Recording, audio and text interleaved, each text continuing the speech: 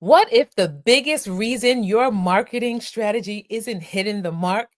What if the biggest reason has nothing to do with your message and everything to do with the questions your team is not asking your sales leaders?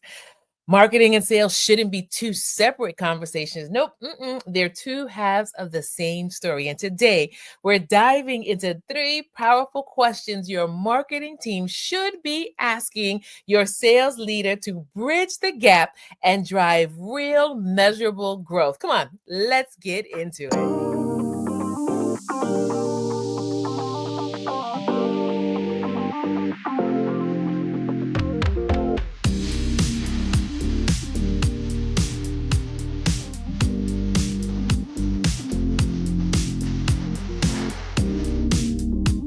Welcome back to Transformation Station Podcast, where we explore the ideas that help leaders grow, align, and lead with purpose. I'm your host, Adrienne Benson, and today we're tackling a topic that sits right at the heart of organizational success.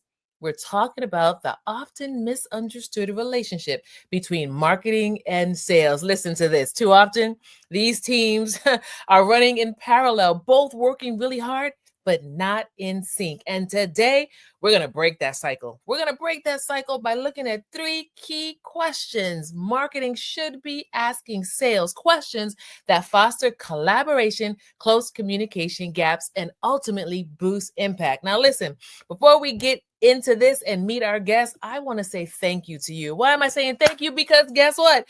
We hit 50 episodes. Woo! I'm so excited. And I really want to say thank you to you because of you and you engaging with this community, we hit 50 episodes and we moved past the 2,100 download mark. Yes, go team. Thank you so much. And I want to invite you to keep on engaging, keep on subscribing, keep on following, and keep on sharing Transformation Podcast community. Now, I want to introduce our special guest today. And I say special because he's an expert. Let me tell you a little bit about Sean. Sean Shannon loves sales. For the past 3 decades, he has been leading marketing, making sales teams in one of the most challenging industries, local broadcasting. Sean is now bringing those 3 decades of experience into building winning sales teams and winning brands to small and medium sized businesses in Atlanta, Georgia, and across the country. Transformation Station, help me right now welcome our amazing guest, Sean Shannon. Welcome to Transformation Station. Thanks, Adrian. It's great to be here. Absolutely. Well, listen, we know, and I say we because we're leaders, right? You've had over 3 decades. I have over 2 decades of leadership. So we know that one of the biggest challenges that leaders are facing today isn't just getting marketing and sales to perform. It's getting them to connect. And Sean, I've seen so many organizations where both teams are working hard. Both of them are really caring deeply about the results, right?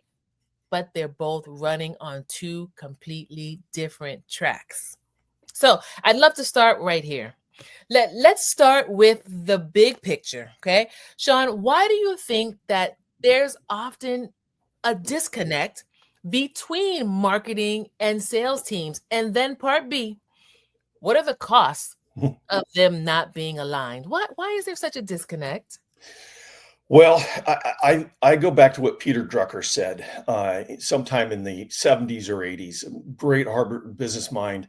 He said the vast majority of businesses have no idea what their customers are buying. They know what they're selling them, but they don't know what's motivating the purchase. Mm, And if you can get into the customer's mind and understand what motivation is driving that purchase, man, you've unlocked your sales message and your marketing message all in one.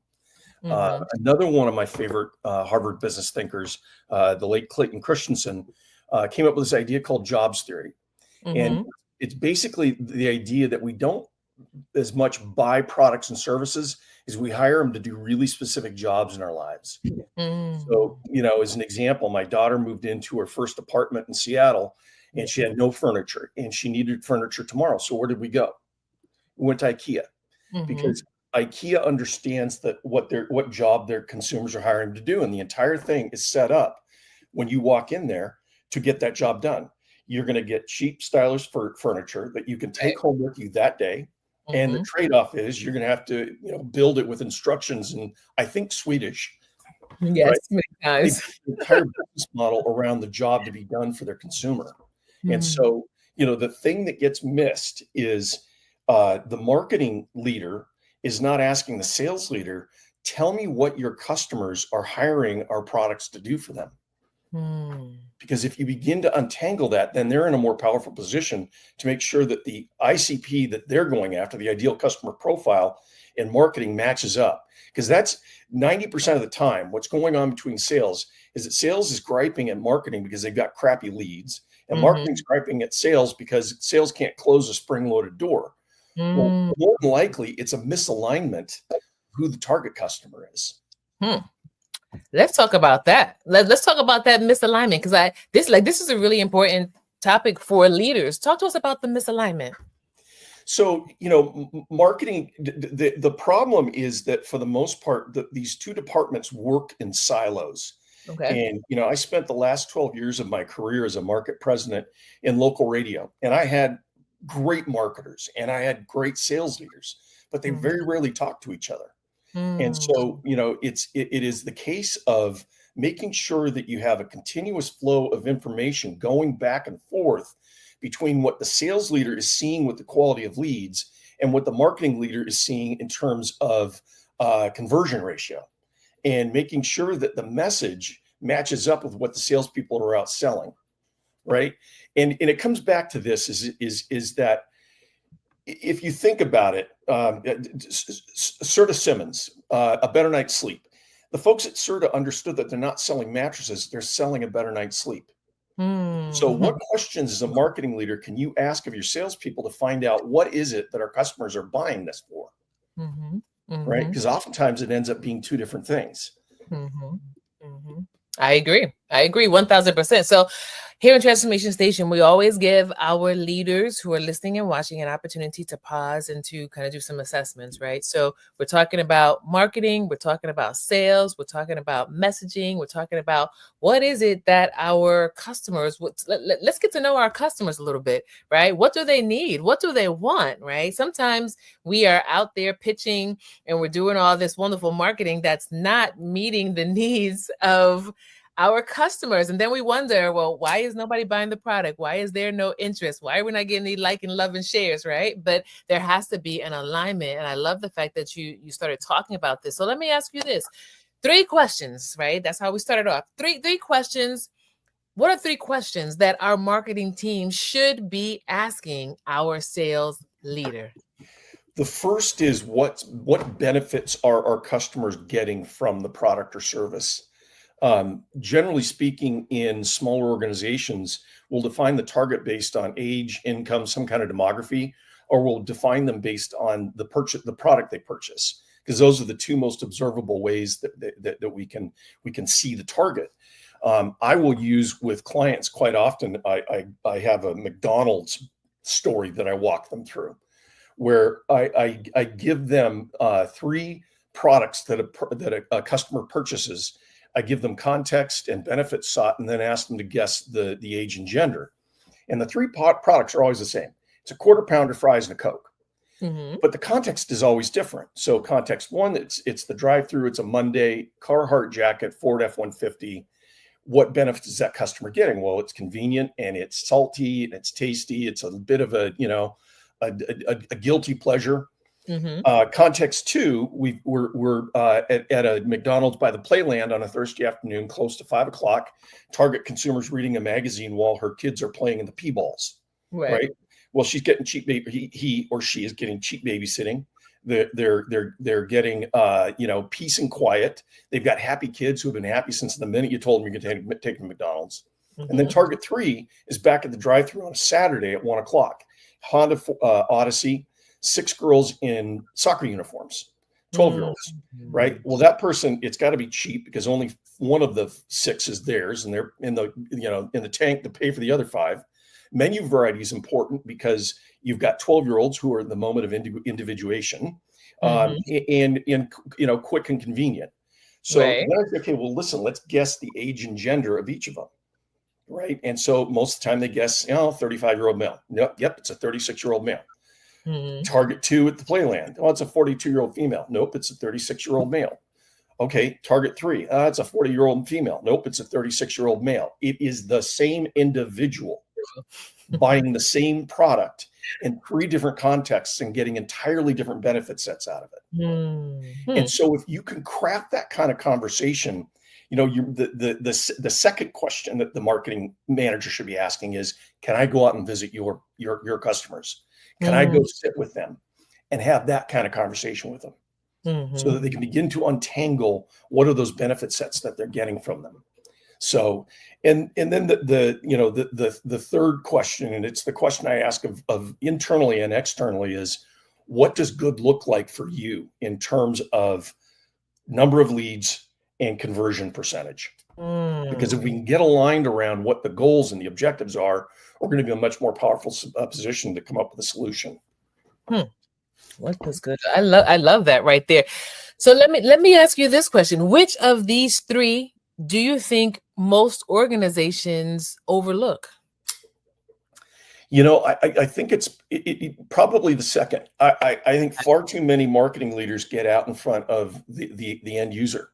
Far too many of them actually get out and visit with the people who are buying the products that they're marketing. And it completely changes the game when you get that marketing director out there. We would run marketing workshops for our clients at the radio stations. And I always had our program directors, our brand managers, and our marketing people in those meetings with the clients. A, because they had such great input for the clients, but B, they really learned about what our clients were trying to accomplish. So then I'm going to ask you this question, right off the cuff. What happens when marketers start asking these questions consistently? And I think you kind of touched on it a little bit, right? But for the leaders who are here and they're valuing this conversation, one of the challenges that many leaders face is them or their teams, that start and stop, right? Or they start and they're not seeing results right away. But what happens when marketing is asking these questions consistently? Well, the stickiness that you have with your clients, your retention is going to increase markedly. Okay. When you put another executive team meeting, a member into a meeting with a client, you have immediately created another powerful point of contact for that client to feel some form of connection to your organization beyond simply what they're buying. The second thing is that the quality of presentation that you bring back to the client is going to be, 3x better, because that marketing person's asking different questions than the salesperson's going to ask. They're asking questions that are deeper. Quite honestly, you might have clients that feel a little uncomfortable initially, but invariably what they say is, this is the best conversation I've had around my marketing function in years. Right. So, but I think even the more important piece of it is that you end up with a level of buy-in across the organization that you couldn't get otherwise. That marketing person suddenly has an enormous amount of empathy for that sales leader, because they see what they're facing on a daily basis. And that sales leader has an enormous amount of empathy for that marketing leader, because they now know that marketing leader is taking what they learned to put it to work for them. So you end up with a much more cohesive organization when it comes to sales and marketing. It sounds like it's a win-win, Sean. Yeah. I love it. I was thinking about this as you were talking, right? A best principle, because we like to talk about principles, practical strategies for our leaders here. Best principle: great marketing doesn't start with a message. If you're listening to what Sean is saying, it starts with a conversation. When marketing listens to sales, the customer finally feels heard. I want you to hear us, leaders. Sean and I are saying the same thing, right? It starts with a conversation. Marketing listening to sales, what happens? Customer feels heard and values, and that customer is more likely to engage because of what you're causing them to feel, and that is valued. So, Sean, let me ask you this.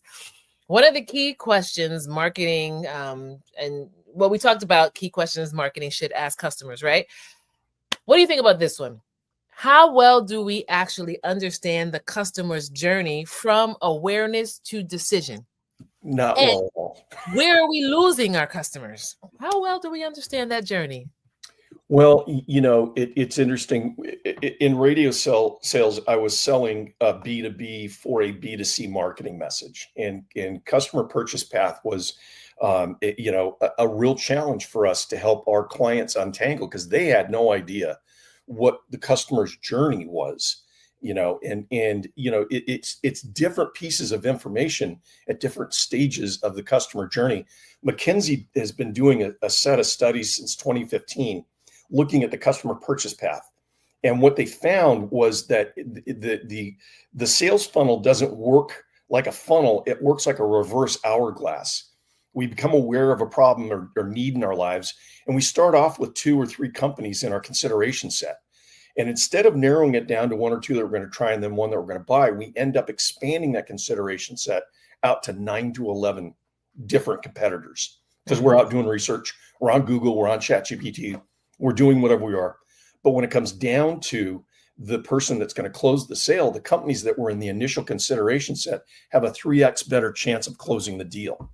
Right? So understanding how the consumer is going about making their purchase and doing their research becomes really important because the message at the top of the funnel is going to be different than the message at the middle, which is different than the message at the bottom of the funnel. So we need to understand how our customers are going about purchasing these things if we're going to. And now going back to a B2B, if I'm running a drip campaign, trying to get a client to either take my appointment or go forward with my proposal, I need to know what are going to be the purchase factors in their decision making, and what's the process through which they make these decisions, so that I can begin to sprinkle them with information that help move them along, that are additive to their decision making process. So again, here in Transformation Station, we again take time for assessment. So I'm inviting all of our leaders, right? We're a community here of high-driven impact leaders. I know you're hearing what Sean is sharing with us. These are like some serious gems and wisdom if you're really serious about marketing and sales. And I want to invite you right now to just to take a pause, especially if you're watching or listening to this on the replay. Take a pause and go ahead and just pause for a moment and do some assessment, right? What is your messaging?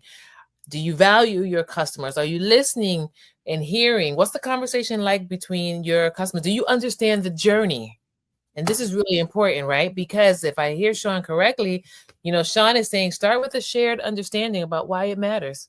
The customer journey from awareness to decision is the bridge between marketing and sales. You talked about McDonald's. What is the customer journey? From seeing the commercial to being in the drive-in line, from driving home from work, thinking about what they're going to make for dinner, right? What is that journey that takes them from understanding what you offer to actually buying into it, right? Engaging with what you offer, right? Why it matters. We got to have an aligned message for across the entire journey. If marketing promises one experience and sales delivers another, trust is broken. Let me tell you, Sean, I have experienced that myself.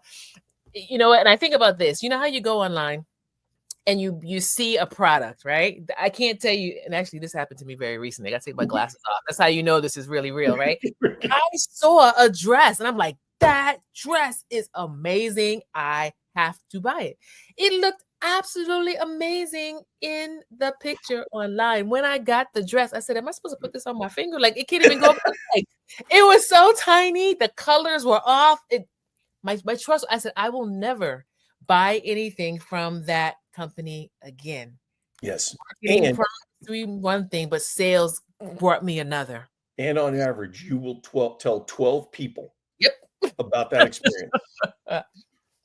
Right now, I'm telling like the world, right? Yeah. But no, you're right. And the thing that is so maddening about it is that what we do know is that it is 5 to 6 times more expensive to acquire a new customer than it is to get another dollar out of an existing customer. Mercy. Say that again. It is 5 to 6 times more expensive to conquest a new customer than it is to get the same dollar out of an existing customer. Wow. So if you're not delivering to your existing customers, you're just missing it on both sides. You are 500% more to acquire new customers it just doesn't make any sense. And so, when I would walk in with a brand new client, I'd sit down with them. Mhm. The first question I'd ask them is, do you have a database of your existing customers? And they'd Mm, say yes, or they would say no. So if they say yes, I'd say, what are you doing with that database? And they say, mhm, well, not much. We haven't. I'd say, I don't want to talk to you about an advertising campaign until you are activating your existing customer database, because it is going to be so much more efficient and so much cheaper. And I'm going to mhm, waste your money, and I'll help you without any charge craft mhm, the message for that database. But you need to do that, right? mhm, But more important, you can tell the health of your company by what your customer retention looks like. Mercy. Mm, that's serious right there. You can tell the health by okay, leaders again, it's another point of assessment. We want to invite you, Sean and I are inviting you to not just hear us, but like really reflect, ask some serious questions, and we invite you to share this episode, these thoughts, these reflections, these best practices that Sean is sharing, share them with your team and have discussions and conversations that will help the team to grow. So I want to ask you this question, right? How can marketing teams better gather feedback from sales on what messaging, campaigns, or content are really resonating with the buyers? And then the part two, how do we turn that feedback into action instead of tension? But part one, how can we better gather feedback from sales?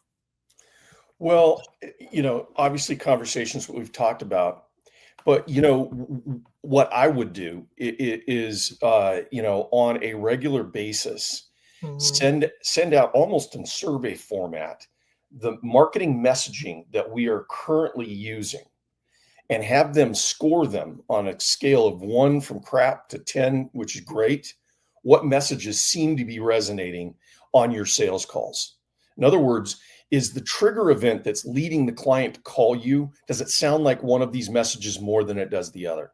And that's the first place for me to always start when it comes to understanding customer purchase path is, what's the trigger event?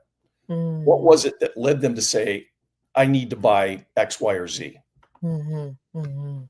So if I hear you correctly, you're saying build feedback into the process, not as an afterthought, but Exactly. it's a part of the ongoing, Part of the consistent process where we can Exactly. get that feedback so that it's not in my mind, I hear you saying we don't want feedback to be reactionary, like how I was when I gave the feedback based on that negative experience, right? But you just want that feedback to be natural, where it's just a built-in part of the rhythm here's what I'm thinking. A built-in part of the rhythm of the partnership with our customer. Hey, with the partnership of our customer. That's what we should be striving for, right? Like a Yeah, I regular, mean, regular check-in, whether they're a new customer, a customer that's been with us for a long time. But that goes back to what you were saying earlier about that conversation with the customer. yes. And we would survey our own client base on an Mhm, annual basis to see how we were doing so we could benchmark. And I would highly recommend that as well. mhm, Find out what your clients feel about you. mm, Randomize it, anonymize it, so that mhm. so that people feel safe giving you the honest feedback. Yeah. But I'll give you a benchmark, by the way. In B2B Great. sales, on average, healthy is somewhere between 20 and 30% client attrition. If Mm, you're above 30% in terms of your client turnover and you are in a recurring revenue model, you've got a product problem. mm, You've got a service problem. mm, mm. Talk to us a little bit about that, please.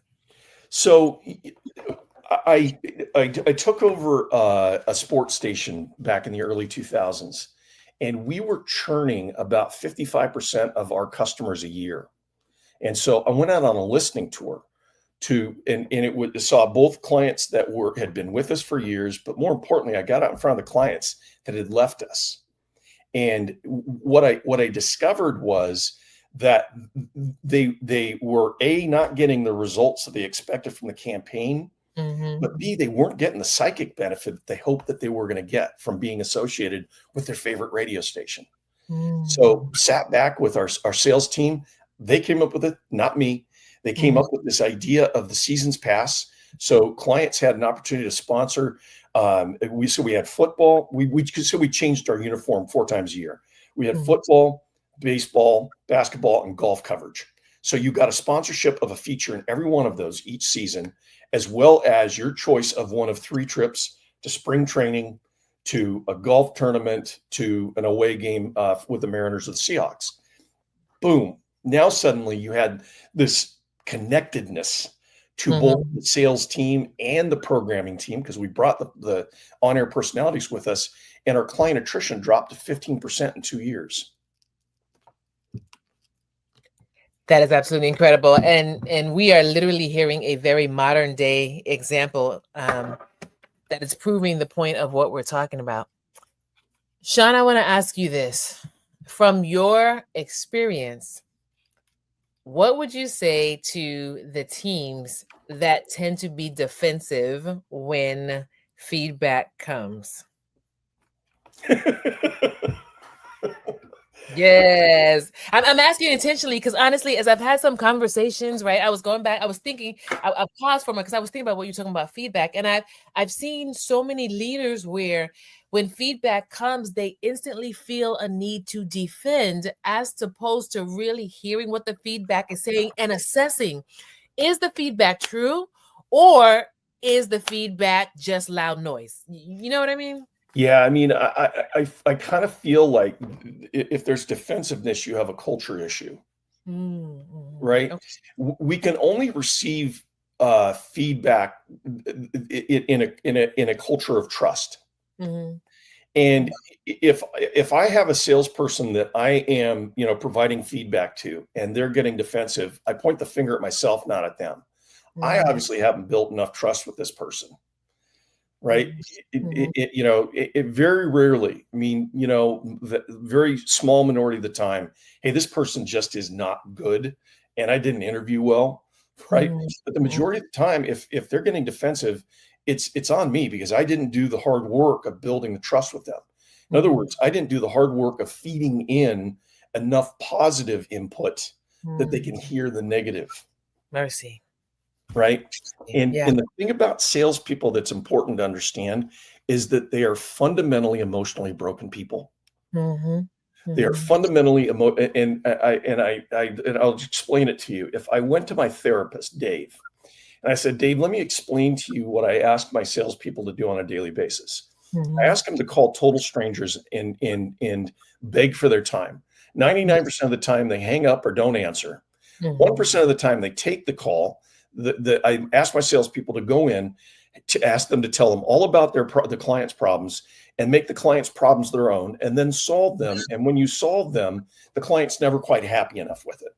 So Dave, what would you tell me? And he'd say, I would tell you that is the fundamental definition of codependency and you should stop. Mercy. That's what we ask salespeople to do. And so we've got to be really aware of what a hard job they have. And so as I'm going to feed into them, if the rule of thumb is 5 pieces of positive feedback for every 1 criticism, with salespeople, I think it needs to be 20 to 1 because they're getting that inverse ratio of negative feedback every single day. I want to really ask you this question, right? Because we are talking to leaders. Many of them are in organizational leadership. Many of them are entrepreneurs, right? And so they are in the midst of that tension of having this great product, whatever it is, right? And like you mentioned, sales, trying to get people to engage with purchase. Why is understanding purchase motivation? Why does that matter at every stage of the sales process? Understanding purchase motivation. Well, fundamentally, it is getting after what they're hiring the product to do for them. And so, if I don't understand that fundamental motivation, I don't understand how to speak to that person. I don't understand how to motivate that person. I don't understand how to persuade that person, right? So if I know that at the early in the purchase journey, this person just wants to gather information, they don't want to be sold, great. I better be providing them with valid information. I better make sure that what I'm feeding them objective pieces of data. When it gets closer to the sale, right? And what I know is that the mind will justify what the heart desires. We purchase with our hearts. We justify with our minds. When it gets down closer to that purchase, the heart's leading it. And so now I want to feed in those things that are around emotions and how you're going to feel. The languaging changes, the messaging changes. So you've got to understand at every stage of that purchase journey, what kind of information, what kind of messaging that customer is going to be open to and is looking for. Yes, yes, absolutely. And for them, what does success look like in engaging with your product, right? With your product. I think about this, how motivation drives every decision, why it matters. Every purchase, big or small, is rooted in motivation, the why behind a customer's choice. I bought Bingo. something earlier today, and my husband was just like, "Why do you want that?" It was absolutely, it meant nothing to him, meant everything to me, right? Like I was zero focused, laser in. And so, leaders, as you're looking about making these sales, we're talking about the conversation, motivation. When somebody makes a purchase, there is a why behind it. And when we understand that why, then that helps us with our messaging and to be able to engage. You want to share something? I was just going to say, that's exactly right, because what you're driving at is something that we tend to miss, which is motivation is exclusively an intrinsic function. I cannot motivate you. You have your own motivations. What I can do is tap those motivations and align them with what I'm trying to accomplish. But I can't give you that motivation. It's coming from inside. I used to joke with my salespeople that, my brother, when he was in high school, was motivated by finding his next bong hit. You would look at him and think, yeah, he's just a slacker. No. He worked real hard all summer, and the cannery's up in Alaska. So he had enough money to spend on weed all high school year. Unfortunately, his individual motivations were not aligned with my mother's organizational objectives. Correct. Misalignment there. Misalignment. So let me ask you this, right? Marketing and sales, when we talk about success, many times they have a different success metric. So what's one question, or what a question they should be asking each other to ensure they're working towards the same goal? For me, there are primary and secondary KPIs, right? And most of the KPIs in marketing for me are secondary KPIs. They're important, they're predictive. But what are they predicting? And the thing that they need to be predicting is revenue. And I used to tell my salespeople and my marketing people, nobody reports to me in this organization. We all report to Bob, billing on books, right? Bob is the one who's in charge. If we got plenty of billing on books, everybody's happy. But it doesn't matter how many leads we generate. If it's not resulting in revenue, marketing is failing.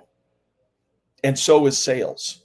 And so let's fix it and put our eyes, and let's make sure that everybody's rewards are focused on that thing that is the most important, which is revenue. I love that. So as we turn the corner here, here's a final question that I want to ask you. If a company wants to strengthen the relationship between marketing and sales, right? Because we have leaders that are literally in this position where they can do that.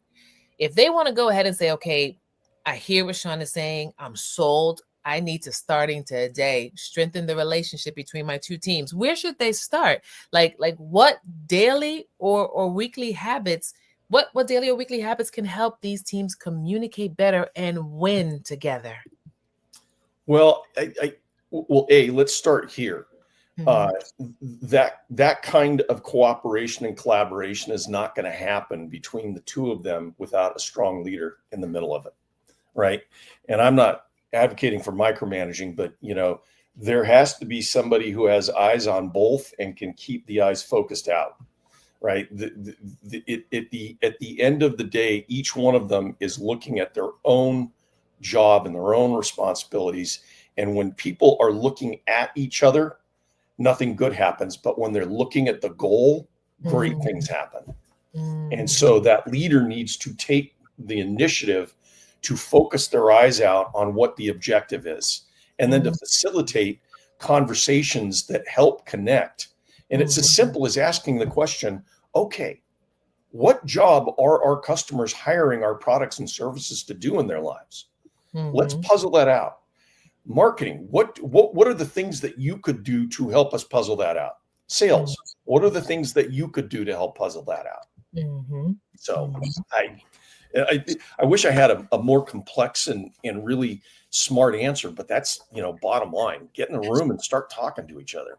No, I love that, right? We always like to share best practices. So I think you and I are right in alignment with each other, right? Best practice, schedule a meeting, one-on-one meetings between the CMO, the head of sales to review goals and celebrate progress and solve problems together. In leadership, when we talk about teams, we often talk about the shared responsibility of meeting the mission, shared responsibility of celebrating progress, shared responsibility of holding the team accountable, right? Another best practice to our leaders, alignment isn't an event, it's a culture. And so Sean and I want to invite you to build a culture where alignment is one of the foundations, because the more often marketing and sales talk, celebrate, and learn together, the more naturally they will win together.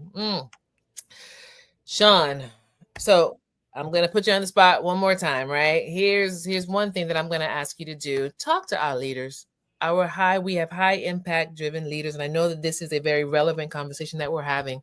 What final word of advice, motivation, or encouragement would you share with our leaders when it comes to this unification of sales and marketing? Oh, heavy, Adrian, heavy. I'm going to say something I think maybe unexpected, which is I think that the one thing that I failed the most at as a leader to bring, and if I could rewind my leadership career in the corporate world, it would be vulnerability. I think what our people are looking for is a leader that is willing to share what they don't know, is willing to enter into the fray of the unknown with their team. Yes, that's powerful. That is powerful. And on that note, I'm going to ask you this, because I know beyond a shadow of a doubt that we have leaders that are saying, I need to reach out and talk to Sean some more, right? So as we have leaders who are here that want to engage with you, your resources, please talk to us. How can we do that?